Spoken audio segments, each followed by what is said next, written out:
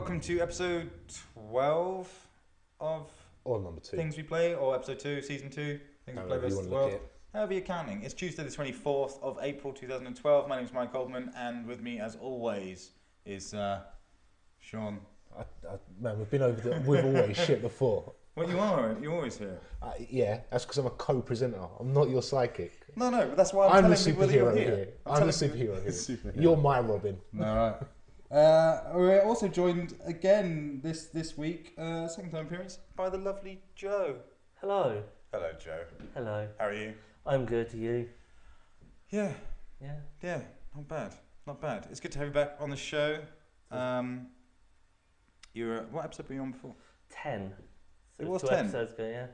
Just a lonely two episodes ago, but nearly a year ago. Yeah, back in September. Excellent. All right, well, we're back. Slightly different this week. We're hopefully not gonna ramble on about as much as we did last week. Yeah, it's quite a long episode Quite a long after episode. we said we're going to make them shorter. Yeah, but there's still quite a lot to get through. But enough of that. Just for time being, a week's passed. How have you been? What have you been up to, Shaun? Tell me your life. Your life. I've been on the verge of smashing my Xbox into tiny little bits Oh, with you're this having- lump hammer. So you should probably explain this. Actually, your Xbox is dying. It's dead. It's dead. Yeah, pretty much. Okay. The disc drawer is completely knackered. And it's not. We're not talking. This isn't an original. Or it's a. I mean, it's a. I don't know. It's like a my first-gen Xbox, isn't it? 14th replacement on an arcade that I bought second hand like 4 years ago. Or something. But it's not like you've had it from launch day. So. No. But I suppose it's long enough now. That I smoke, so they generally die from lung cancer quite quickly. That's fair. So what's happening with it? What's going wrong? Yeah, at this point the disk drive isn't working pretty much at all. Playing The Witcher, the last time I played The Witcher, I popped the drawer about 30 times before it picked up the disc. Nice. It seems like there's other issues with it. The reading from the hard drive seems a little bit ropey at the moment.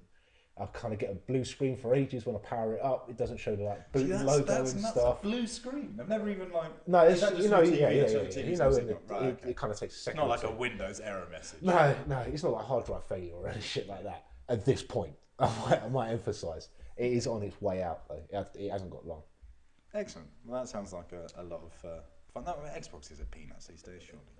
They're relatively cheap. It's whether you've got any But peanuts. yeah, this is very true. So that's fair enough. All right, so your Xbox is on the way out, but it hasn't stopped you from gaming. No, Which is good. Wild But horses. it might do. Wild We horses. might come to a week next week where all of a sudden you haven't played anything.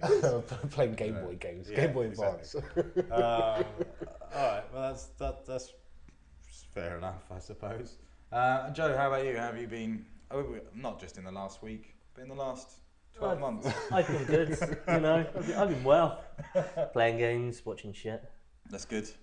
Don't watch anything good. Yeah, I want to watch Battleship. Battleship. So you surely meant no. I haven't watched anything good. So I'm curious about this because obviously Battleship actually is relevant stuff because this is a game. This is a movie based on a game, Yeah. and there is a game based on the movie of the game. Right. It does have some good moments where it sort of references back to the game. Does at any point in the movie a child in particular scream, "You sunk my battleship"? No, I was hoping at some point someone would go, "You've sunk my battleship." Some old boy at one point goes, "You're not going to sink my battleship."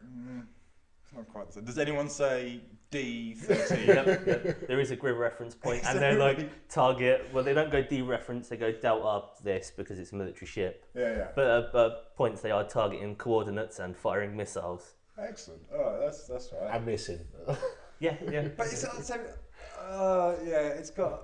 You said it's good, right? Yeah, I'm a massive fan of just cheesy action and sci-fi and things like this. So I've got a massive collection of Arnie films just because you can't beat Arnie. Yeah, but running aren't for the there, words. we're all down for some Arnie films, Yeah. but Battleship just looked a little bit like Transformers in the water, Yeah. and it's got Rihanna in it, and I don't think there's anyone else in it. Who's in it? It's got people that you've seen in things, but like no real. The most famous piece of person, should I say, is Liam Neeson. But he hasn't got a massive part in it. Yeah. It's not a good start. Rihanna and Liam Neeson. Yeah. I'll tell you what, Liam Neeson Very is awesome. fast. Also, doesn't the Very trailer dangerous. have like weird fucking alien? It literally has like a transformer in it, doesn't it? Yeah, it's weird, these things. They look like Metal Gear Rex, Right, okay, basically, that's all right. but they're alien. Okay. But yeah, I went into the cinema not expecting anything good. I'd heard bad reviews, and I was just expecting some like bad action film. But I was really surprised by it. Me, my dad, and my brother all enjoyed it. Well, maybe I'll give it a watch. The game that's coming out based on the film, based on the game, is a first-person shooter. It's obviously a first-person shooter, which I don't know who's making it. I haven't heard much about it, but it's got to be out. It must be out soon if the film's out, right? I didn't even know it was a game. Yeah. I didn't know it's probably made by freaking Funcom or something. Yeah. It just kind of baffles me the idea that Battleship, the game, the D4, D6 fucking guessing game thing, has now turned into a first-person shooter. Like a really generic first-person shooter. So, yeah, look forward to more coverage from that in the bated future. Breath. But yeah, I'll see the film at some point. It just seems weird that you chose to go and see that at the cinema when the Avengers is out. It's not out until Thursday. Yeah. Save your money. We were going to go and watch The Hunger Games, but I've already seen it, so it's like my dad didn't want to go and watch that.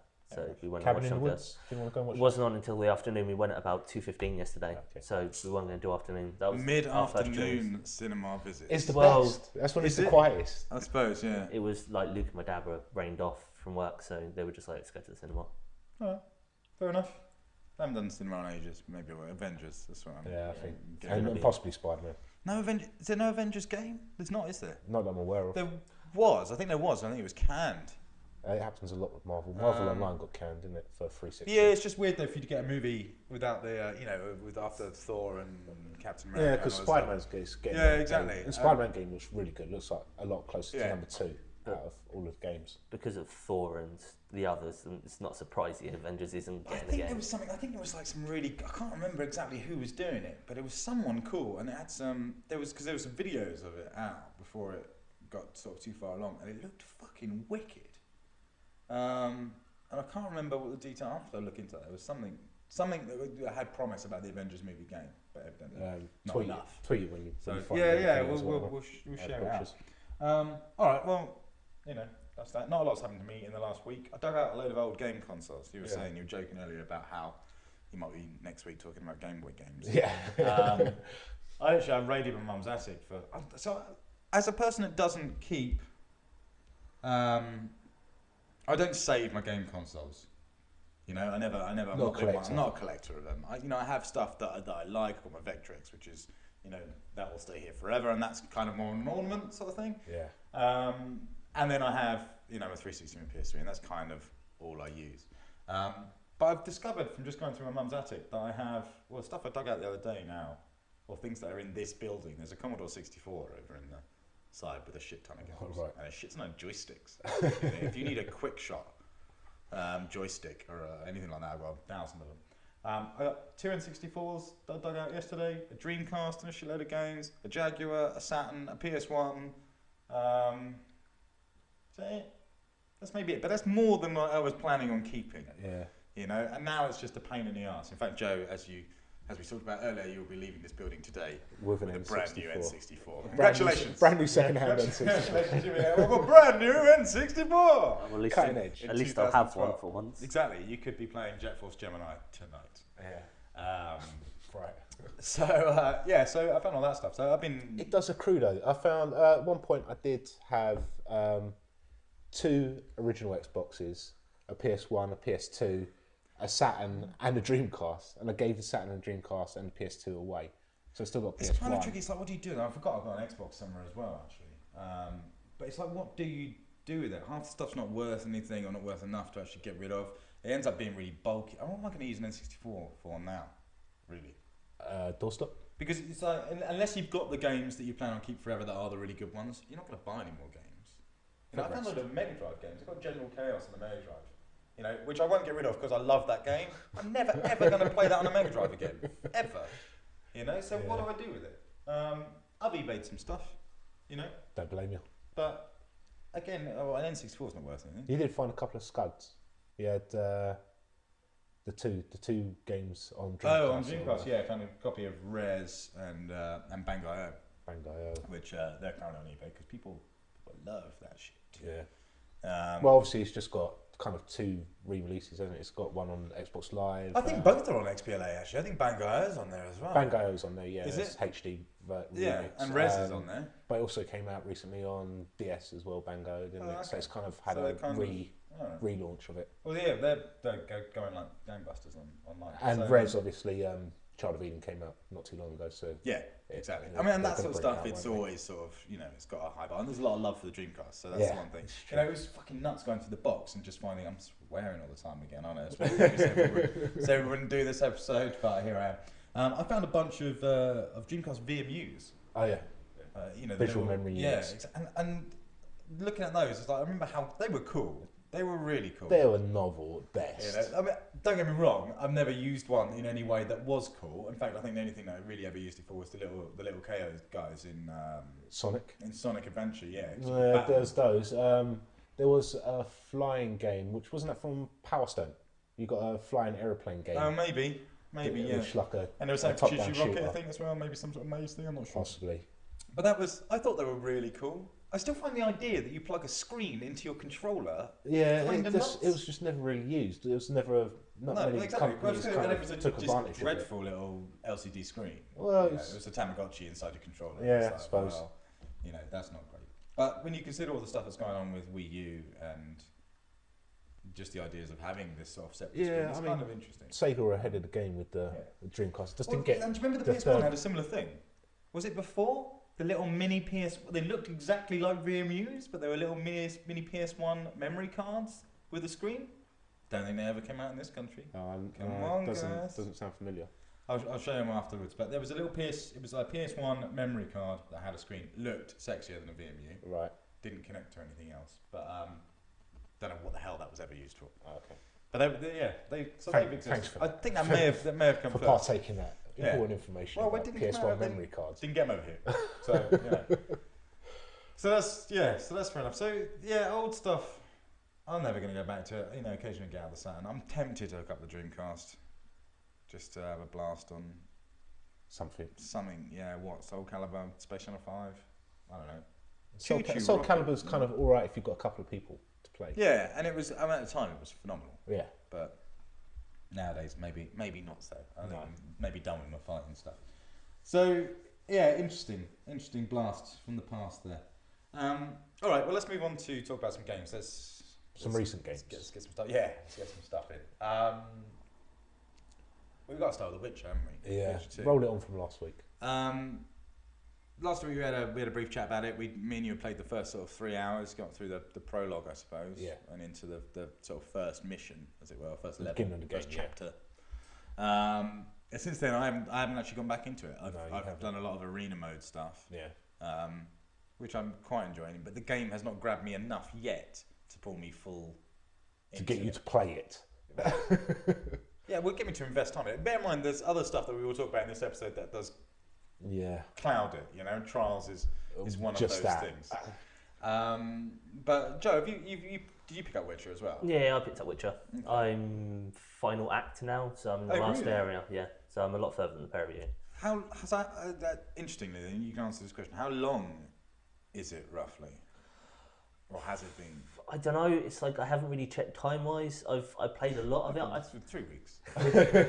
I feel like I may have put 15 hours into it but I'm not sure. I haven't really sort of, because when you save, it comes up with, generally on most RPGs, it has playtime. Yeah. With Witcher, it's not obvious, so it's like when I go to look, it's like you always do resume, you never load. 15 hours. I was aware that I thought it was quite a long game. I thought where I am, which is chapter 2. Yeah. Because obviously I've had disc tray issues. Yeah. That I've been playing for about 12 hours, I thought. It may be a lot longer. It's like I've been playing a lot at night, so it's like time just sort of doesn't really pay. Yeah, you sort of like, it's like 1 o'clock in the morning. Like, really, I should really stop playing this. It probably is a lot more than that. I just haven't noticed. I mean, going from the idea that there's just before you even get to chapter 1, it's like a good 3 hours worth of gameplay. Yeah. It feels like you're going to be there a long time. All right. Well, like I say, it's not really grabbed me at this point yet. I still think I like it, but the jury's out. It hasn't. Skyrim, I wasn't sure I was going to like, and that really grabbed me sort of pretty much straight away. In The Witcher, there's a lot of stuff I really do like about it, but actually the game-wise has not grabbed me. Shaun, you were saying earlier that you've pretty much gone off it. I've come to a conclusion that it's fucking crap. There's two things. Surely that's madness. No. And two, why? Oh man, it just irritates. The map for a start is just absolute gash. The map is bad. It's like some kids just scrawled it with a crayon, and then like when you zoom out to try and find markers, it goes into world map, and it's like, what the hell? I want a bigger view of the field that I'm on. I don't want to see the entire world, to places I can't get to. It's like, why are you showing me that? That doesn't help me at all. It's to immerse you. Oh, balls to their immersion. Quest marker updates are a goddamn nightmare. There's a submission, Little Sisters, where you talk to a guy in your camp. He tells you that he has been attacked by wraiths during the night and crapped himself, so everyone makes fun of him on the camp. You agree to help him for a small price. He sends you off to a beach. You get to the beach, you look in the house, there's nothing in the house. Joe, at this point, didn't know what to do, so he just gave up on the quest. No, I did do a lot more than that. It's like I went to the graveyard, I found the place underneath the house and things like this. Right. But when every time I went to the beach, it just like they wouldn't appear. But obviously I was going during the day, and like you said, you have to go during the night. I just didn't think about it. Even though it says go to the beach at midnight. But anyway, if you then get past this point, you go see the wraiths. You talk to them. They claim that the individual that you're doing the quest for murdered them, and so it gives you the option of either attacking the wraiths there and then, or investigating further and coming to a conclusion as to who's in the right and who's in the wrong. Right. I investigated, went to the graves, saw the graves, went back to the camp, talked to the dude, got him to follow me to the beach. What I did is I pegged it to the beach, and he's got time adjust like most RPGs do when you've got a day and night cycle. It says get to the beach just before midnight. The marker for the quest update is on the beach. Updated the quest. I manipulated time. So it went to an hour before midnight, standing around the beach, wandering around, nothing's updating. Until dawn, I'm doing this, so it's like a good 25 minutes. Go to leave the beach, the guy who I'm supposed to be meeting is standing like a good 40 foot away from the marker. So like surely the quest update should be with him, not on the beach. Now I've got this guy. I'm like, okay, we're getting somewhere now. Go back down to the beach, speed it up again to an hour before midnight. Nothing happens. Remember the same, this marker has not moved. Yeah. And then after another 20 minutes of wandering around, it comes back round to almost dawn again, speed the clock round. The marker is actually not where it's at on the map, but another good 4 foot towards the sea. It's just crap like that. It's like it's witchcraft, man. Oh man, it's just a pain in the ass. When you get to the battlefield, yeah, and you've got to get across this battlefield, and the map does not help at all, and you're constantly being attacked by wraiths. It is frustrating. It's just shoddy. It's just poor. Poor workmanship. That's what we were saying. It's like, you know, the things that I've noticed about it that I'm the least keen on is that sort of weird Polish jank that you get with a load of games. That's not like in some ways it's like so polished. Yeah. Game. You know, it's just more polished than anything else. You know, that opening cutscene to just visually how the thing looks, to some of the dialogue and stuff. It's really well done.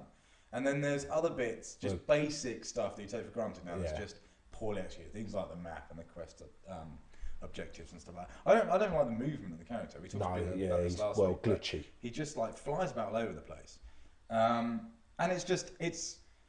it's unnecessarily confusing in a lot of areas. It's like this doesn't need to be as complicated. It dumps information on you and then doesn't give you information about other things. You buy new moves, for example, and as far as I'm aware, it doesn't tell you how to perform those moves. Yeah.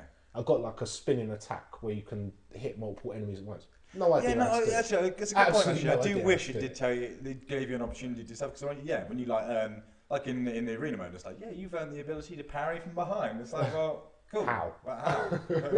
that's great. So that's a bit. It seems like it needed more game testing. Maybe, but then you must have think it's had loads. This is not a new game. And it's like with PC, surely with PC betas, they're generally open to the general public. Yeah. You just sign up for it and give feedback, going like, your map's crap. You know? I'm sure they do, because it's probably the best bloody RPG you can get on PC. Hate PC gaming. Hate PC RPGs. The problem with Witcher 2 on PC was when they launched it on PC, they had loads of problems with it on PC, like glitches and problems with quests. Well, that's the thing. This is an enhanced edition, isn't it? And this has been re-released for the PC as well. Yeah. You know, it's a free. I think it's a free update, isn't it, to get the new possibly content for it. I know there certainly are complaints. I think it just looks really cool. I love the world. I think the world's cool. It looks great. I think Geralt, or whatever his name is that his name? Yeah, Geralt Vandenberg or whatever his face I think is. he's wicked as far as characters go. I think the whole universe is kind of brilliant. But then you look at it and go, well, actually, it's from a series of books. And you're like, well, maybe that's just really good. Yeah, maybe the books are really good. And yeah, and the games are all right, but it's not a bad game by any stretch of the imagination, as far as I can say. It's just not a great game. But it's not, it's maybe not grabbed me in the same way I wanted it to. I'll go back and try again. I want to finish it. I do want to finish it, but my driving force to finish it is, did you finish Act 2? No. Is once I finished Act 2, it was like, I need to finish this game. I just... Really? Something happens at the end of Act 2, and it's just driving me to finish that game. Okay. It's like, after that, I want to finish this game. Stuff like that. I can imagine myself getting really invested in the story, because I love the dialogue choice in there. I think the dialogue is freaking hilarious and badass at the same time in like different bits, and I really like that. So I can see myself having a personal investment in the story. But it's just... Trials, man. Yeah.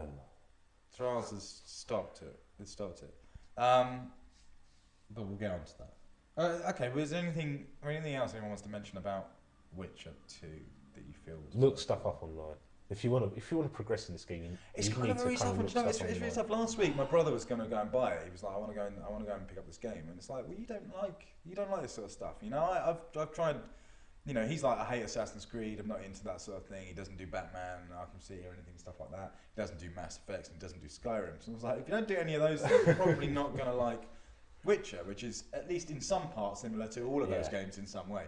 And he was adamant that he wanted to get it, and I couldn't figure out why, for a game that's not been massively marketed, for a game that there's not 20 copies on store shelves either, why did he suddenly want The Witcher? And he couldn't get hold of it, nowhere had it.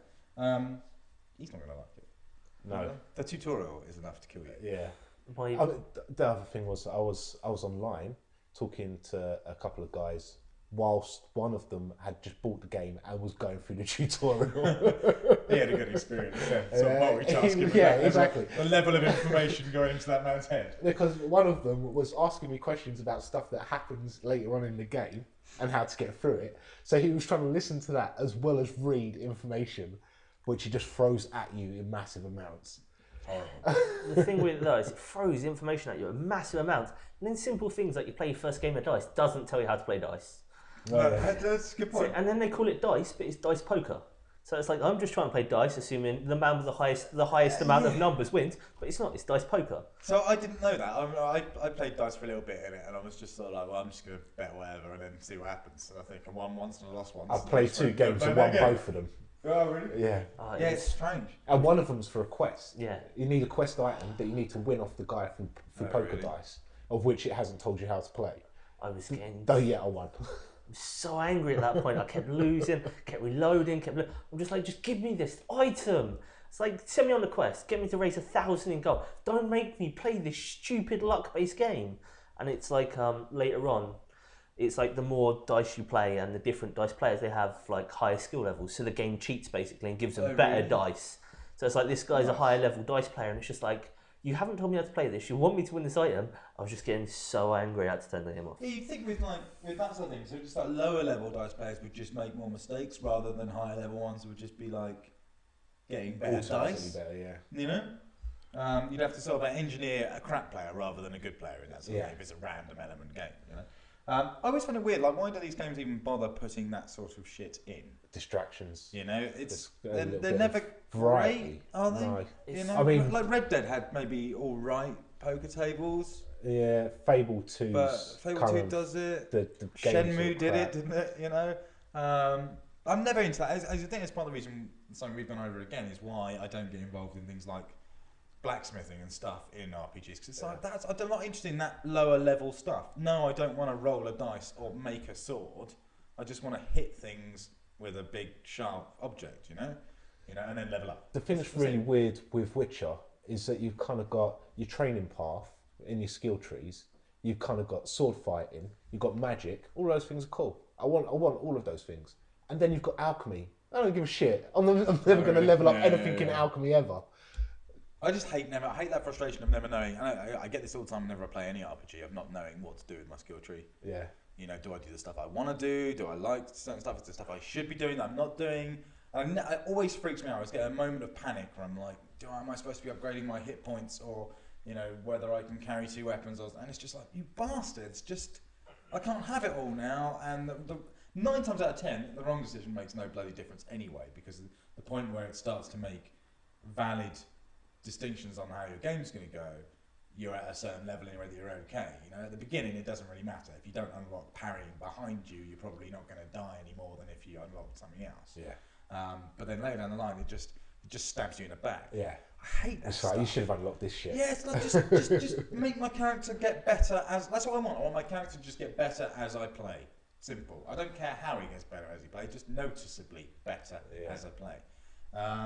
So that freaks me out, scares me. I don't like it, but I do quite like The Witcher. I would watch it as a movie. It might be an awesome movie. But it might, or if they've got some better voice actors. Someone released yesterday or the day before or whenever, but I tweeted yesterday, which was someone's cut the full Uncharted games, 1, 2 and 3, into 3 separate feature-length movies. Oh really? That's quite interesting. Using all the cutscenes, a little bit of gameplay, which they've had to do for little things and cut it all out. And they're just movies. It's actually a really good way of catching up with the game. Uncharted 3 still starts in a freaking awesome way. They're like 3 hours long. These are long movies, but really? It works if you didn't want to play them. They did it with Metal Gear 3 as well. It's like if you bought the special edition of 3, they had a disc which was just the cutscenes cut into a movie on it. That's what I always wanted from Metal Gear, because I've got because Metal Gear 2 you could watch all the cutscenes. No, the special version didn't come with that. It was like but it was a menu. It was an option in the game after you. Yeah, you can like view the things, but like okay. Yeah, but like I said in 3, there's a disc specific. Okay. Yeah. So I always wanted that in 4 because 2 allowed you to at least watch the movies back. I didn't play 3 at the time, and I really enjoyed Metal Gear Solid 4. I wanted to be able to just watch the whole thing. I wanted to be able to watch the movies. Some of the movies in that are brilliant.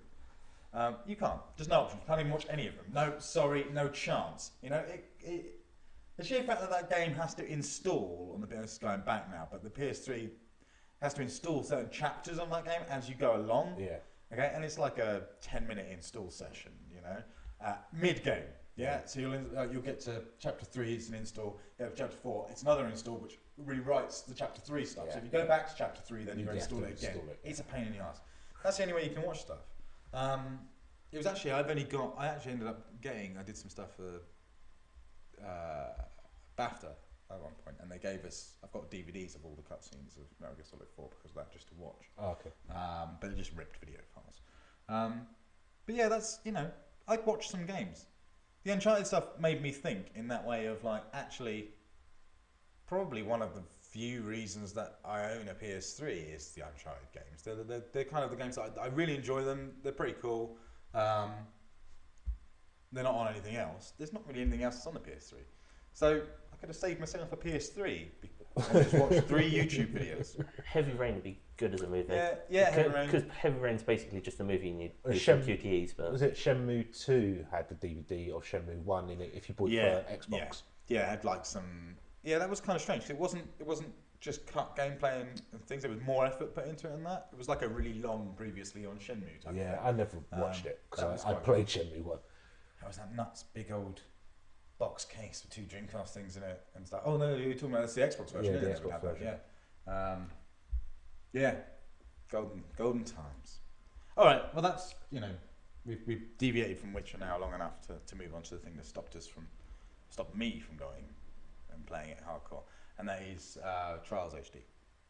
No, it's not Trials HD. It's Trials Evolution. Trials Evolution. I have played a little bit of Trials HD, but staying current, Trials Evolution. That game's nuts. Yeah, initially when I got it, I was like, man, I love this game. It's awesome. By the end of it, I was like, man, I fucking hate this game. It's oh man, I just want to smash stuff. That's the beauty of it. Smash my telly, smash everything. If anyone doesn't know what Trials Evolution is, it's a trials game. It's a motorbike trials game, isn't it? Where you're trying to get your motocross bike, Scrambler. Yeah, across a level. Sometimes they're races, go as fast as you can. Sometimes they're more technical stuff where you're literally leaping up boxes, vertical boxes and vertical and stuff. It's very skill based. the precision that you need in order to do this, and you know, you control your rider's balance and your accelerator and braking and stuff. I think they should just call it trials and error. Yeah, maybe. Because that's what you do. It's like select. It's nuts though. It's got that whole Super Meat Boy instant restart thing, hasn't it? Yeah. Which is pretty much, I believe, started by Trials HD in the first place. Possibly. And everything kind of copied it after that. Which is one of its best things about it. I mean, if that game had to load for 30 seconds in between, even 10 seconds, it'd be too much. Yeah. And to be honest, Trials Evolution does load a little bit actually. It was more than Trials HD did. But it's just got that whole one more go. Sure. And the whole idea of like, where you're earning medals to go through these levels, and you know, okay, so to get a bronze medal, you just have to finish the level. You know, to get a silver medal, you have to finish the level and make 5 faults or something, and then to get gold, finish the level and don't make any faults. That whole where you're going, you know, you're really meticulously going through the level. You get close to the end or something, and you screw up once, and you're like, back to the beginning. So I'm not going to carry on for a silver. I'm going to go restart and go for gold. And that can happen, you know, I've faulted 500 times on a level. You know, that's the maximum. Then it goes, you know what? You should probably go and play The Witcher. It's like the little Ubisoft rep pops up and goes, yeah, Witcher 2's sitting on the shelf over there. Do you want to give that a go? I think it's probably more your game. You know? So I think those are the two like ultimate fail states. It's 500 retries and half an hour, whichever comes first. Right. And I've reached both of those on a couple of... But it's worse than that. It's not, because it's not just you against the computer. It's not just you against the terrain. No, it's you against your entire friends list. And little dots. They're going like, look how fast he's going. Look, so he's not making any mistakes. The ghosts are nuts, because that's it. It kind of shows you your players, your friends. It's got really good leaderboard integration. A bit sort of like Burnout? Need for Speed, Hot Pursuit? Yeah, with the wall thing. The log, whatever it was called. What was it called? Auto log. It's a bit like that. So showing you your friends' times alongside those little like ghost dots as they go along the track, so you can see where they are in comparison to you in real time. I suppose. And that baffles the hell out of you, because you'll be going along and you're like, well, there's only 3 or 4 bikes, and by this level in the game, we're probably all using the same bike. How the hell has that happened? How have they shot way over there? It doesn't make any sense. And it's the little things you have to do to increase your time. It's so tiny, isn't it? It's how you land your bike, and it's whether it's like not accelerating often makes you faster than accelerating. You know, it's how you take a jump, where you stop accelerating off of a jump, and how you take that landing and stuff. Yeah, and the game properly pushes you to the limit. Like, it's beautiful when you sink into it in that same way that. Well, 2 good examples are Mario and Halo for me in this. In Super Mario Brothers, I know exactly how far Mario can jump. I know how far he can jump lengthwise. I know if I'm going to make it thing. I know how far he can go height-wise. I know the difference that they'll make if I'm holding down the run button as well. You know, and that is key. And the same as in Halo. You know, if I'm running up a map and stuff, I know I'm going to make that jump at the end, and I know that maybe at the peak of my jump, I've got to crouch, put my legs up, and just go over there. And that's vital to making that world immersive and real and skill-based and cool. And it's pivotal for those games in particular. Yeah, Trials has that same thing. So I haven't got it. Mastered. You know, and when you do master it, people that do know exactly what when they to need rock to do, your bike, how to do, then it's the best game ever. You know, because some of the jumps are literally just. You are not moving. You are a static bike, and you are jumping literally 3 times the height of you, or something. Just like they're doing. You know, you watch Trials videos on YouTube. You know, after the show or something, and there's just kids with bikes just jumping on top of vans, just from nothing. How the hell are you doing that? You're not even moving. I don't even know how you're balancing. It's not by rocking a fucking analog stick back and forwards to tell you that. And the game pushes that to the very limit. It's got jumps in it. It's got a lot of jumps, certainly on the extreme tracks, where they are exactly at that point. Yeah. You know, any further, impossible. But they are just this side of impossible to make them, largely for the most people, impossible. And extremely frustrating. Case in point, the Rooster Teeth video you posted. Yeah, the Rage Quit video. Which is hilarious. It's just, I think everyone has that same experience of like, it starts really well, it's really fun, and then they just get infuriated by it. But it's a great game. I've got I've sunk a lot of hours into it. And I think at this point we should mention how good multiplayer is. Yeah, multiplayer is really good. So that's one of the new things for Evo, which is 4-player co-op, Supercross competes, levels, which is slightly different. They're less technical. Yeah, no, they're more fun. You literally, it's like multiplayer Excite Bike at that point, isn't it? And it's pretty cool. I mean, we put the extreme. I put the extreme level in one of our playlists. Yeah, it was that Sin City themed level, wasn't it? Which I can't remember what it's called, but there's a level on the extreme tracks which you seem like it's called Sin City themed level. And it's like black and white, and it's got like red vehicles and red. I think it's called Trials Hates You. That level. Yeah, and that level, it was three of us playing, wasn't there? And me and this other guy, it starts off with this first jump, incredibly difficult bunny hop. You know, from slow speed. We both make it across. You're just stuck there. Okay, and it's like, all right, so carry on going, and then it's okay for like 2/3 of the map, and then it gets to this bit at the end. We'll come back to you in a minute, Shaun, but we get to this bit at the end where you're jumping. You're kind of statically jumping a long distance jump, like the longest you could jump. You land on a ramp, on a near vertical ramp, okay, and then have to climb up it. Those are normally pretty tough anyway, to be honest. Because you've got to just like feather the throttle to get up there. But the problem with this ramp is it's like one ramp here. Apologies to everyone at home who can't hear this, see this, but you'll know the jump when you try it. One ramp here, and then there's another bit, and it's not connected, and it's there, and so it's like further out. It's like a lip against you, and you're like, so your bike's got to go up this one with the wheel like that, so you can get the front wheel. Never done it. Never will do it. You know, and so I got stuck there for about 400 tries. While this other dude eventually made it past and won the level. And you never got past that first jump? No. I reset that. It must have been like 156 by the time Excel managed to finish the level. That was a multiplayer experience. That was our multiplayer experience. That was the first jump in the level. It was quite funny that, you know, every other map we're cursing each other for trying to get first. On this map, we're both rooting for Kieran to finish the level so we can go on to the next level. Yeah, exactly, yeah. It was... So go on, Key. Go on, you can do it. It's just mental. It's got, I mean, there are some differences between this and HD.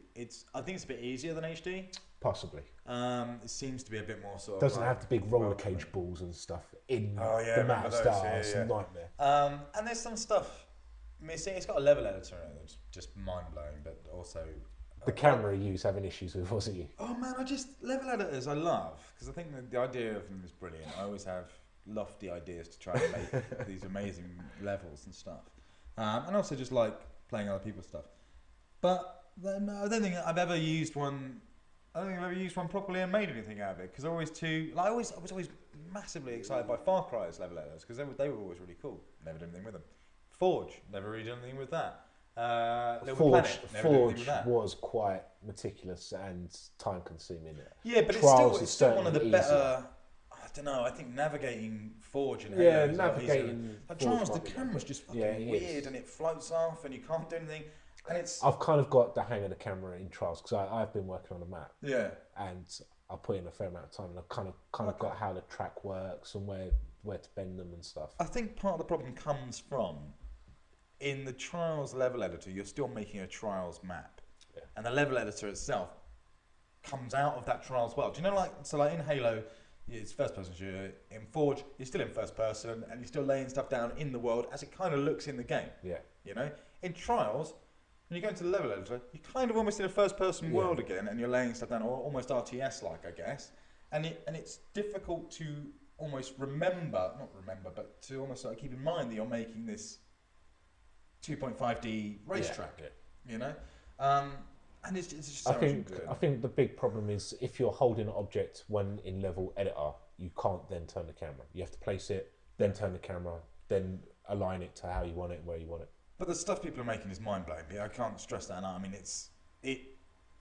it looks like it's a level editor on a par, if not maybe even beyond that of what Little Big Planet has, which is kind of nuts for that sort of game. You know, people have made, you know, the example ones that are on there, and they're not all great, but just as a testimony of what can be done, you know, there's like a 2D sort of like top-down shooter. Yeah, you know, scrolling vertical shooter. Yeah. There's a first-person thing that people have done. Yeah. There's like an Angry Birds clone. There's like an Explosion Man clone. There's loads of stuff, and all of that is all of that is nuts. Tabletop football. There's a top-down racing game. You know, all of this stuff is just mental for what the game is, and for that alone, it's probably worth buying because the content. I mean, at this point, you should probably point out that there's two sets of level editors as well. Yeah, there's light and pro. So I've been using the light one. I've not touched. Yeah, I mean, I refer to them as yes and no. You know, but it's for that it's mind blowing. That is for £10. Yeah. You know, for 1,200 Microsoft points, that is an incredible package of a game.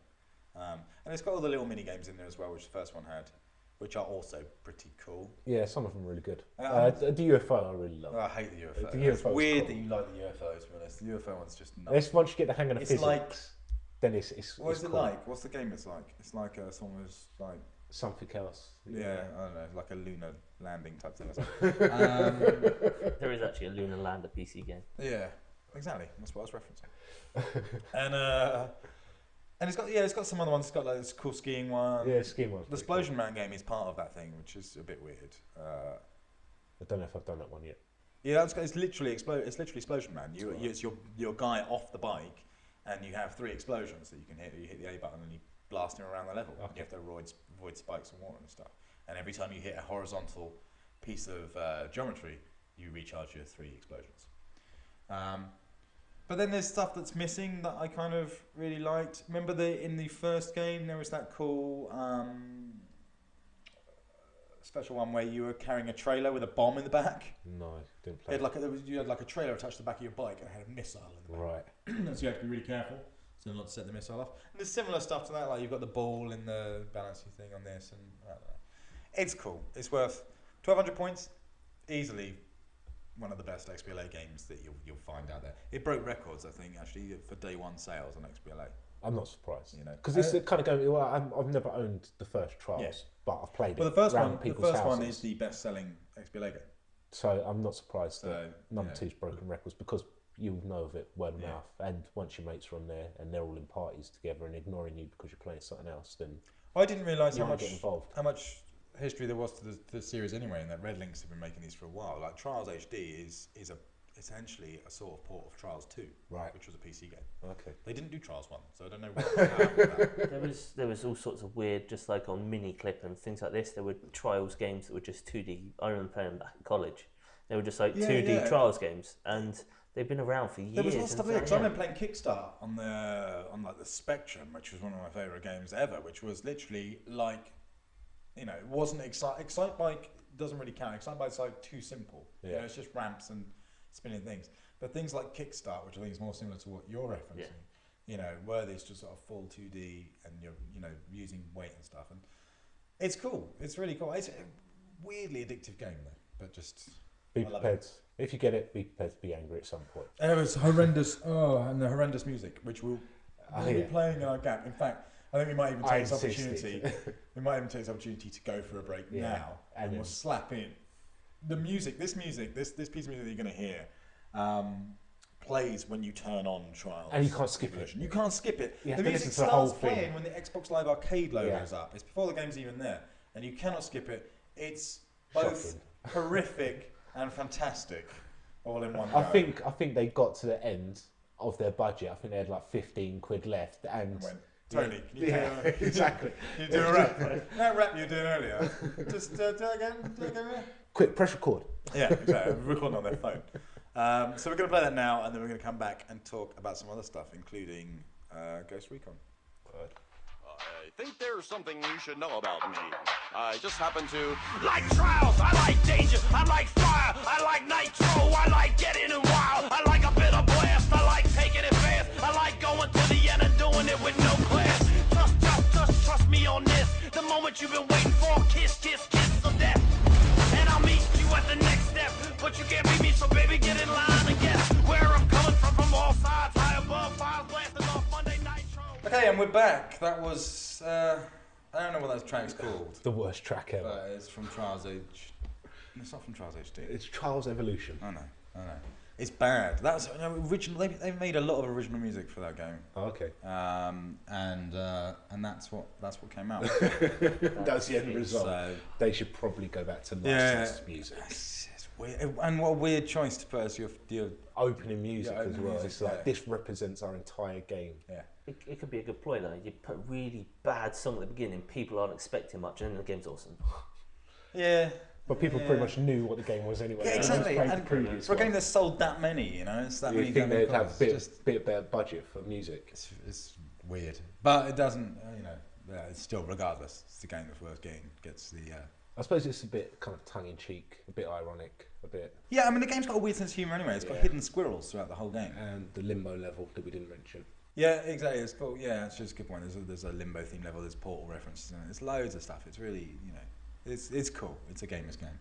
Anyway, moving on from that, game we were going to talk about is Ghost Recon Future Soldier, because the beta's just started for that. Which, before we get into actually what it's like, I want to talk a bit about that, because that was initially, a year and a bit ago, however long ago it was, when Splinter Cell Conviction came out.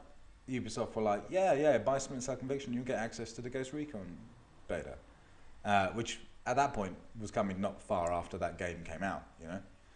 And it was like a reason, Ubisoft saying don't sell your copy of Splinter Cell. And now here we are, like, well, it must be 18 months down the line. And they're like, hey, still got your Splinter Cell Conviction disc? And it's like, what? No. Has anyone? You know, I can't even remember that game. But it's here now. There are other ways to get in as well. I think they've been pretty liberal with the beta keys. I think if you want to get in it, you still can find a key from somewhere. Joe, you've been playing it. You actually played a Eurogamer show, didn't you? Yes, I was very kind to it on episode 10. Yeah. This game has been troubled. This game has been in development for a long time. It's been rebooted at least once. Had that showing at E3 last year where they showed all the Kinect stuff for Gunsmith, and I thought an okay demo, although it didn't necessarily have the best reception. Yeah. But Ghost Recon used to be, back in the day, used to be a really sort of highly regarded series for Ubisoft, you know. And then Advanced Warfighter came out, which was nearly a launch. It was almost launched, wasn't it, for 360? And it was pretty good. You know, it was graphically a very good looking game. Warfighter 2, I don't think was very good. I'm not sure. I can't really remember that one. But now it's like it takes second fiddle to Rainbow Six. Yeah. Even when there's not a Rainbow Six game, you know. But it's back. They're trying to do more with it. And here's the beta. Show me what it's all about, Joe. Show you. Shall I get pen and paper? I'll start drawing. Yeah, what was it like? Sean and I, we haven't been part of the beta. But yeah, I know. It seemed a lot better than it did when I played at Eurogamer back in September. Good. I don't know if that was just because I was in the comfort of my own room, just sat there on my sofa playing it, because I was standing up, and it seems better than it did. It's graphically, it looks better, and it feels more solid. It still feels quite slow, like it did. Yeah. So, I mean, have they changed anything? Is it still squad based? You still got four guys in your team? It's like what they've done is they've split it up. It's like 4 different squads. 2 squads make up a team. Okay. So you can only spawn on your squad mates. And then basically the one they have is, I want to say it's Conquest, but I'm pretty sure that's not what it's called. That sounds a lot like a Battlefield. It is. I've been playing a lot of Battlefield. Yeah. No, it's something along those. It's Conflict. Okay. Yeah. And basically they randomly spawn objectives around the map, and then you have to fight over the objective. So it's an EMP generator that one team has to destroy and another team has to defend, or it's like an ammo cache that both teams have to try and capture. That sounds a bit like, what were those modes in Halo Reach with the objective-based multiplayer stuff? I know the one you're talking about. Invasion, yeah. It sounds a bit like that, and they open up more areas in the map and different vehicles and weapons come down and different objectives. That sounds alright.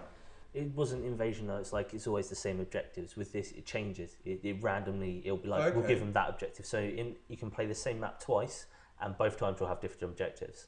Okay, cool. So they just randomly we'll give them this one, and then we'll give them that one, and it's like you have a time limit, but it depends on what objective they give you. So if it's like defend if it's like there's 10 seconds left, and then like they spawn the EMP generator, it takes it back up to 1.5 minutes, so you can defend it for 1.5 minutes and things like this. All right. And it plays well. It's good to defend, but the problem I have is with its shooting mechanic, because it doesn't do what typical shooters do, third person, all of that. Is it always third person? Yes. Right. No, you can go into first person. This is the dodgy part about it. Okay. It's like, so you can go up against cover and all of that. You pull the left trigger and he'll zoom down the sight slightly. He won't look down the sights, he'll like lift up his gun and aim slightly. If you click the right analog stick, the game will go into first person, which seems like the most pointless thing ever. it's like guns are a lot more accurate in first person, but it's just confusing to be like, yeah, no, and it's the control system is very bad. That's kind of weird. So are you saying like the left stick gives you almost like a Resi 4 over the shoulder? Normally the game is just like it's third person, so yeah, it's like Resi 4. It's further back than Resi 4. Okay. And it's like you pull left trigger, and the reticle will get smaller and it will zoom in slightly. So that's like almost like a slightly more focused. Yeah, so it's like it goes from third person to second person, which is Sean's favourite thing. Hey. And then you can click the right analog stick and it'll go into first person. But it's like if you pull the left trigger, it will like come out, and it's like if you move, sometimes it'll come out. If you go to cover, it'll come out. It's a very bad mechanic. Did you find that you was clicking the analog stick by accident and shooting into first person when you didn't want to? No, it was just after my first couple of matches, I just stayed away from the thing that's interesting. I think you've got to be careful with the whole click and stick. That's what Halo does. I do it with Halo occasionally. It really is. Because not a lot of games do that. That's quite. Halo's one of the few ones where you've got the click stick to go, with your sniper rifle or whatever. Whereas most games will just use that left trigger, the Call of Duty mode of doing stuff. And it seems really alien at first, but then it kind of works for Halo. So I tend to find that I click it by accident when in kind of firefights on SWAT because I panic. If it's close range and you're trying to shoot someone in the face and you click it by accident and you're first person, you're dead. I suppose that's fair. All right, so was the beta just multiplayer? Yes. Okay. They had most features of multiplayer in there, so they had the party system, things like this. They had your character leveling up system, which I have a slight problem with. Is what they've split into two teams. Your general games, all like multiplayer, you're split into two teams, but everyone has access to the same weapons. With this, it seems they split the teams into two different, and they both have different sets of weapons. Okay. But you can on Ghost Recon, when you level up, you unlock customization points, which you use to buy sights, things like that, which you can put in your weapon. So every time you level up, no matter what team you play on, every time you level up, both sides will level up by 1 point. Okay. So you'll always be at the same level on both sides, but they both have different weapons, and it's like the American assault rifle. Basically, it feels a lot more accurate and shoots better than like whatever the other team is. They're using like an AK. It doesn't feel as good and doesn't shoot as well. So they make the same mistakes that some games do, where they just like limit each side to different weapons. And when you do that, other people just want to play as one side. Yeah, and I was going to say, do you have any choice over which side you play? It's like it's always bugged me. Yeah, they don't have the custom match system isn't in there, so you can't search properly. It's basically just quick match, just like quick match. But that's similar like Call of Duty does when it takes you to different levels, and all of a sudden you're now your Spetsnaz and one thing. Basically, it just looks like different. And and those weapon things are annoying because if you, it's nice if you get your own weapon and you like that's Black Ops did a really cool thing where you customized your own gun and it was your gun and it was like this is what I like to kill people with. I don't like to kill people, but if I'm going to, I do it with this because it's mine and it's red and it's got my tags and shit all over it. One of my favourite things about multiplayer is unlocking things. So it's like on all games like Call of Duty in that you have to do something to unlock those bits. Yeah. So it's like you have to use this gun to so many kills to unlock these things and stuff like that. With with Ghost Recon, should I say, it's just literally you just end up points. Like, I love that. So it takes. With me, I like to unlock things. It always gives me something to achieve towards. With this, it's just like basically you're leveling up. You can unlock new weapons and things like this, but it's just like unlocks wise. You just I love that. And surely that means as well that over a certain period of time, no matter what you've been doing in the game, as long as you've been playing it, you'll unlock the same as everyone else. Yeah. Whereas the Call of Duty and the Black Ops sort of way to go, whereas you focus on stuff. You're like, I want to, there are set achievements that you need to do in order to unlock stuff. So not everyone's unlocking everything at the same time. Yeah. And it's good. It rewards you for playing outside your box, I suppose. Okay. Well, yeah. It's so. How's it look? For a beta, it looks right. It ain't gonna change, man. It's out end of May. This is. You've got to ask yourself at this point, how much of a beta is this, and how much of a demo is this? It's more of a demo than a beta. I don't think they're taking much feedback from it. No. It looks nothing. It doesn't look as good as the single player does. But like I said during the break, it's made by two different companies. Mm-hmm. It doesn't look as good as the single player. It looks right. It seems a bit grainy, and I don't know. It doesn't look as good as some games do. Yeah, sure. I feel that the multiplayer may have been a second option It was like, I think they mainly planned to do it as a first-person game, and then, like you said, they've been delayed for so long. They're like, we'll do a multiplayer, and then... I think it's just weird. It's like, where does it fit now? Who cares about Ghost Recon anymore? You know, that market anyway of sort of like modern military shooter is oversaturated anyway. And people forget, it's been ages since Ghost Recon. I don't know when Graw 2 came out, but it was a long time ago. It was a long. You know, and I think that was really quick after Ghost Recon 1. I think it was maybe only a year's cycle between those two. Something like that, yeah. So it's been a while. You know, why should I care? Why should I care about Tom Clancy anymore? For a start, you know, it still baffles me just looking it up online a minute ago and seeing Tom Clancy's Ghost Recon Future Soldier. It was just like, really? Like, you know. His name's on a lot of crap from Ubisoft. He's done well. I'm sure he he just has. sits there in his big house writing the occasional book and just getting royalties from games. Yeah, exactly. Yeah. Nothing else. You know? He doesn't need to do and it can't add to the franchise. You know, no one's going, oh, that's a new Tom Clancy game. Yeah, you know, it's like, it's weird. Like the Sum of All Fears, which is one of his books, they did make a game of that, which was basically Ghost Recon, but just called Sum of All Fears. It had the same control system, same like HUD and everything. But I don't know. I always liked Advanced Warfighter because it was more of a technical sort of shooter. That was where it went. You know, it's like Rainbow Six was more accessible and sort of like classic sort of first person. It was still very competitive and very technical in a degree. Certainly at the time when it originally came out, and on the PC in particular, it was very much that way. But Ghost Recon always seemed to be that thinking man's Rainbow Six, was basically how I viewed it. Yeah, you always sort of, it gave you an area, and there was always different routes to do things, and you always had your squad, and you could always pick your weapons at the beginning, and it was well planned out, and you're always thinking ahead, and you're like using your UAV thing to spot enemies and things like this, and squad control in general was just kind of new-ish and sort of rare back in those days because of the other pressures it puts on the machine in general, like you know, AI and stuff and squad team stuff. You didn't get a lot of that back in the day, and so Ghost Recon kind of nailed it.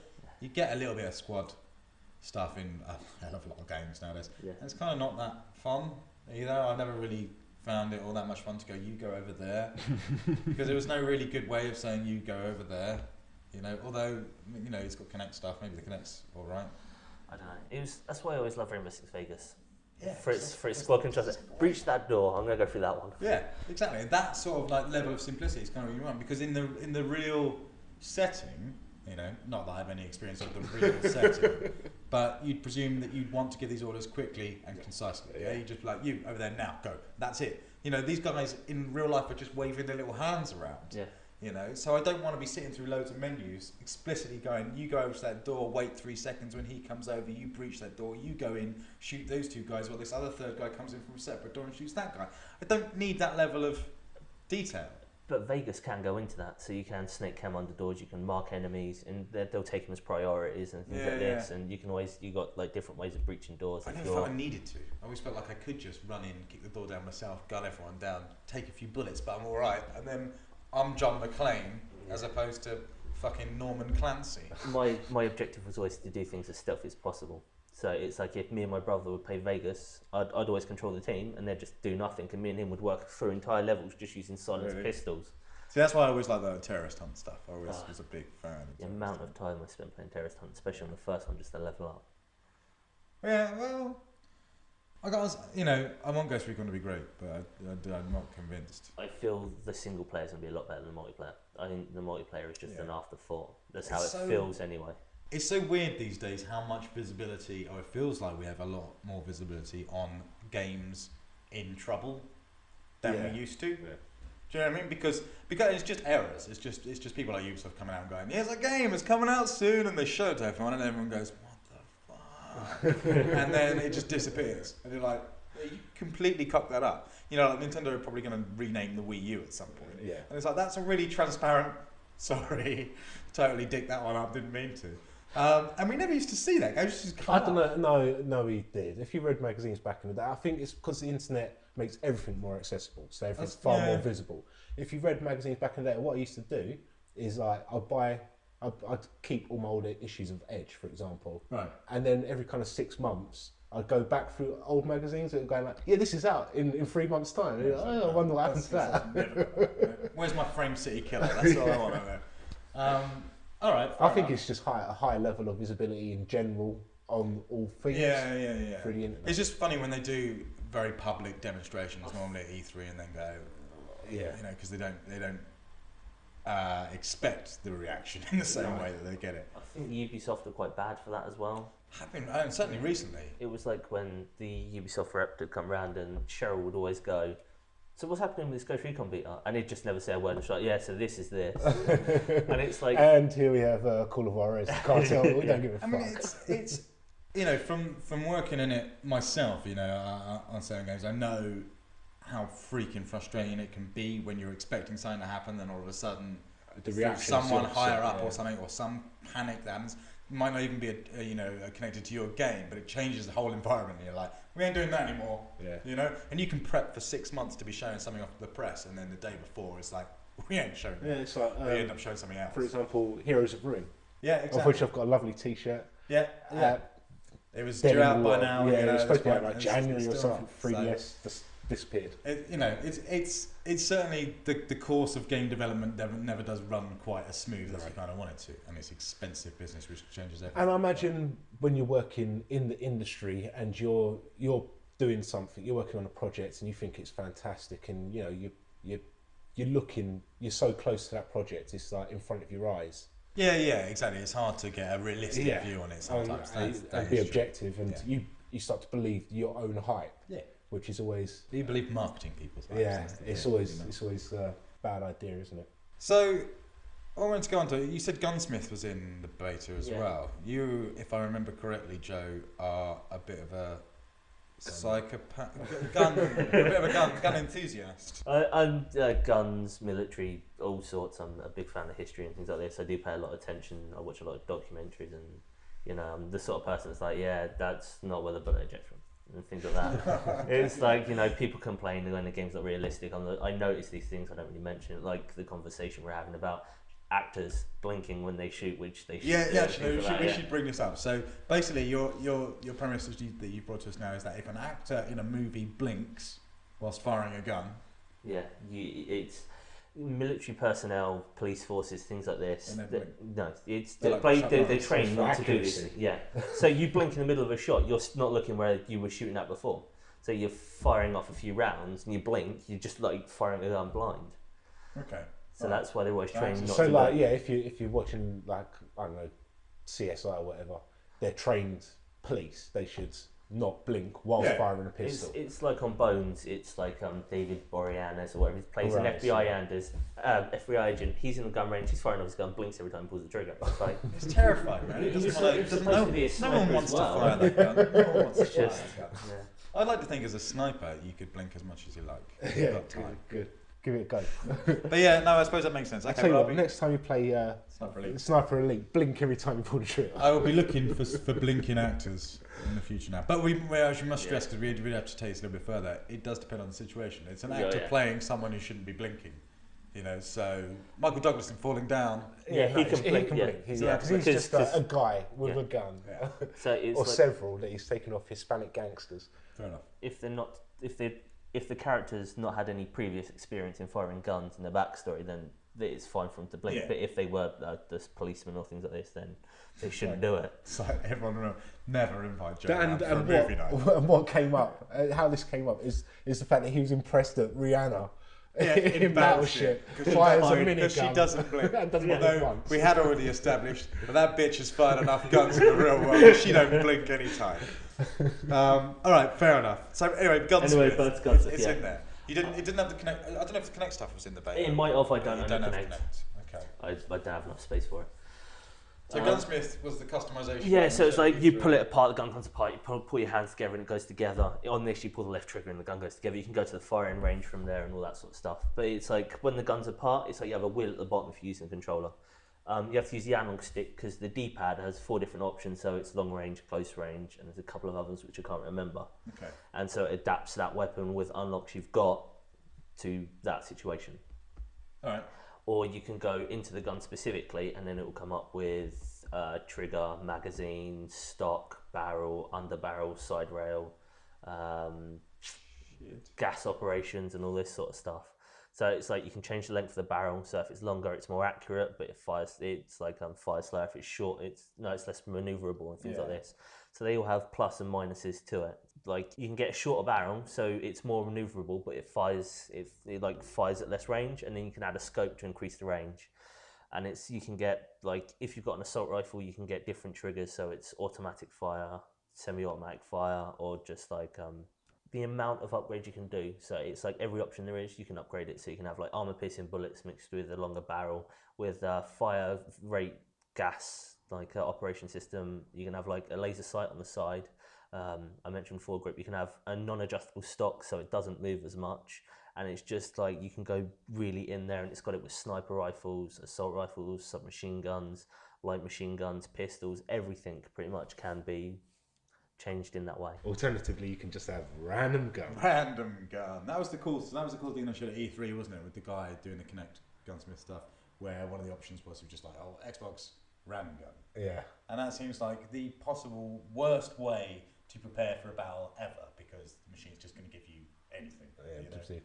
Yeah, it gives you a little Black Widow catapult or something ridiculous like that. But was still, quite a cool feature. It made me think. Customization has been thinking a lot about it recently, because the thing I always liked about Halo, which is obviously the FPS that I've been playing most for the last 10 years or whatever. What I really liked about that was the fact that everyone was always on the same level. Yeah, it was completely skill based. Everyone's in the same camp. Equal battlefield. Yeah. And then things like Call of Duty, Black Ops and stuff like that, and Battlefield and stuff. I've given you all these loadouts that you can customize and change, and people then, you're not on that same level. I can go and play someone on Call of Duty now, and my guns are considerably better than the new players, just because I've earned them and customized them. And that's cool. I always hated that because I thought it was really unfair. But actually, if you invest in it, it's really cool, because you're like, this is my stuff, and I'm good with this stuff, It's all part of the learning curve as well. So you come in as a new player and you have nothing. It's better to fight people that are better than you, and your learning curve, it may take slightly longer, but when you come out the other side and you're not a new player anymore, you are better than... Yeah, sure. And I suppose if the matchmaking is good enough anyway, you shouldn't be going up. As a level 50 ex-player, you shouldn't be going up against a level 1. Yeah. But it's interesting because things like, with all the discussion of Halo 4 and where that's going now, they've got customizable loadouts, and they are really moving into this heavy customization areas, which is completely new ground for Halo. And now kind of excites me more than before. I was like, well, I don't really know, But it helps to be good at these games, which obviously I am. I may play more Halo if Halo 4 does go into customization. It's gonna be nuts. It's unlocking things is always my driving force. Yeah, but I think that's fair. It's cool. It's cool when you do. It is cool when you do, But it also sucks when you don't. Yeah. When you're stuck in that period where you're just not unlocking anything at all. So closing thoughts then on Ghost Recon Beta so far. How do you feel about it? I don't feel that the multiplayer is as good as it could have been. Like I said, it's probably an afterthought. That's what it comes across as. If they'd built it from the beginning and worked on it, it could have been a lot better than it is. Yeah. It's right. It's better than it was. I had some fun moments playing it, and other times I was just like, it's just... It'll be interesting to see when it launches, because I don't, like I said, I don't know how much of a following Ghost Recon has nowadays. It might have a massive following that are hardcore, that really want this stuff different to Call of Duty, different to Halo. Yeah. We will see, but something tells me that game is going to be disappointing. Yeah. Hopefully not single player, but multiplayer, most likely. Yeah. Worth a squeeze. All right, well, there's one other thing that we want to talk about before we wrap up, because this shorter episode of Things We Play has ended up being about the same length as the normal episode of Things We Play. And when we decided to go to weekly, we weren't planning on giving you double the content. So, a round of applause for the audience there. An indie game, Xbox Live indie games, occasionally we blast into those. Because the great thing about indie games is they're really cheap, although less so nowadays. You notice there's like more... they're kind of like 240 points. A lot. Yeah, no thanks. It's a bit too much. I'm not going. I don't have that left over. You don't give me 50 achievements to get. Exactly. I have 80 points left over, and if I had 80 points left over, what game should I buy? Well, we've discovered one. In fact, you discovered one, Sean, didn't you? Because you go on there quite a lot. Yeah, I have a nose every once in a while. When I'm bored. And this game is called Who Is God? Yeah. Now, Who Is God, on its most simple level, is Doodle Jump on the iPhone. If anyone's played Dual Jump, you know, it was massive. So I'm sure at least someone listening will go, oh yeah. But basically, you play a god, a deity, you get to choose a couple. Yeah, there's like an alien. There's the classic representation. Yeah, there's like a Buddha. There's like a Ganesha. Yeah. Elephant god Ganesha from Hinduism. And there's like old man god and an alien. Yeah, and basically the idea is that you're bouncing on platforms. The only control you have in the game is left and right, and the A button, which gives you like a super jump, which is the equivalent of like the double jump press in a normal game where you've got a double jump. Yeah, it's a jump that you can do off of the air. Yeah. So what you're doing is you're jumping up these platforms, and as you're jumping up these platforms, you're collecting stars. Yeah. And once you get a certain amount of stars, you get another double jump, but you can also collect bigger stars that give you double jumps, or sometimes 3 double jumps. Like about 3 on average. And you hit these platforms, and as you hit a platform, you just springboard up to the next one. You just keep going up and up and up, and it's tracking your height. But there's different platforms. There's platforms that you can bounce on over and over again and nothing happens. There's ones that disappear after you've bounced on them. There's one that the next one only appears once you've bounced on the first one. And then if you sometimes if you go back onto the same platform that you already were, it moves the second platform that is generated. And there's like the red trap ones, the red ones, which take away your super jumps. And the reason the super jumps are important, because you have loads of them. You at any one time you might have 25. I think my top score at one point I had like 47 double jumps. Exactly. So you can fall, because if you fall off a platform, you won't go back to the beginning of the level. You'll fall basically the screen height and then death. Yeah. So when you're falling, you want to hit your double jump, and you can just keep jumping and get yourself basically. And then there's also portions of the map where there are seemingly no platforms, and you have to use your super jumps in order to get higher before platforms start again. And that's it. It just goes on and on and on, and you just beat each other's scores. It's 80 points. It's freaking brilliant. You know? And it's got a brilliant scoreboard, and it tells you who is God. Yeah. And who is God is the person at number one spot. The downside with it that we found out is that the scoreboards aren't like set up live, to continually basically, live updating. So on mine, when I load it up, I am God. When you load yours up, Sean, you are God. I am actually God though. Because my score's like 71. I think mine's like 70 something. No, yours was your last score that you posted on Twitter was like 65 or something. Alright, right. And Cheryl was like 55. She's like, yeah, I'm God. You're not. It's a really cool addictive game. It's worth checking out. The way the scoreboards work is that if you all play at the same time, then you can play against each other and all sharpen each other's scoreboards. So maybe we should try and sort that out at some point. Try and get something going. Maybe we'll get like a things we play rally going on where anyone can come. We'll set a key time, everyone can come online and we'll compete. Maybe we'll offer a prize. Who knows? But it's quite a cool little game for an indie game. I actually really liked it. I bought it. It's good. It was 80 points. Yeah. What's 80 points? Nothing. Exactly. It's like 60p or some shit. Precisely. So yeah. There's not much more to say about it. No, there's not. It's who is God. Just download the demo. It's got a demo free. Yeah. If you like it, buy it. It's 8 points. It's kind of brilliant. We're going to have a look at some more indie games. We did talk about some on a previous episode once, actually. Some sort of Applejack, and the Julie, something super stunt action Julie or something. It was dreadful. So I didn't know. Avatar Adventure, I think. Or Avatar Legends were mentioned. Avatar and Fortress Craft, I think maybe mentioned. Did you never mention the controller massage one?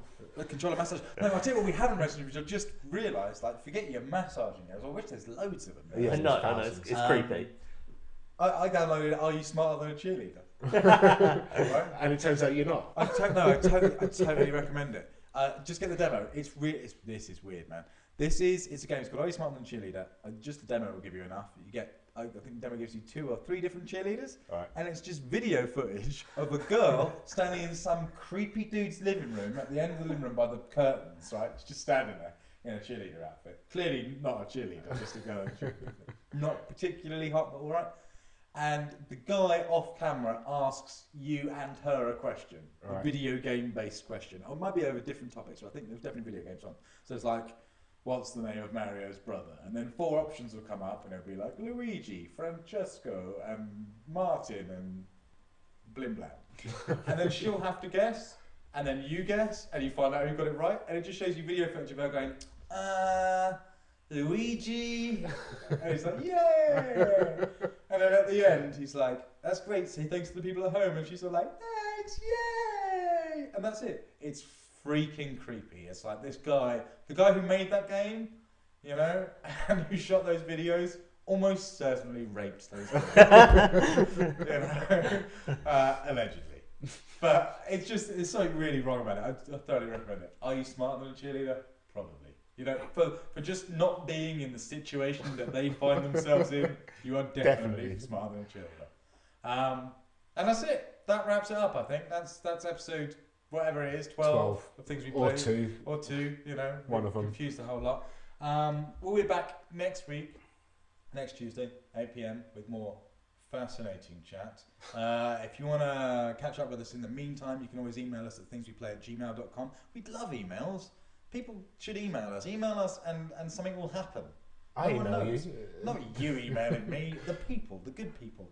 Alternatively, you can get in touch with us on Twitter at thingsweplay. Through that you can find our personal accounts should you wish to stalk us on that level. In the meantime, play some games. Ghost Recon Beta, you can get out there and play it. Who is God? You can go and get that. Trials HD, we thoroughly recommend you buy it. And Witcher, take your pick. It's up to you. But that's it. My name is Mike Oldman. This is Shaun Hart, and that's Joe Tannetta. And we'll see you again in a week's time. We hope. We should. I won't be here. Oh well. Email us. If you like Joe back, email us. Yeah, email. So Joe goes home, emails. We'll see you in a week's time. Awesome. Bye-bye. Bye. Bye.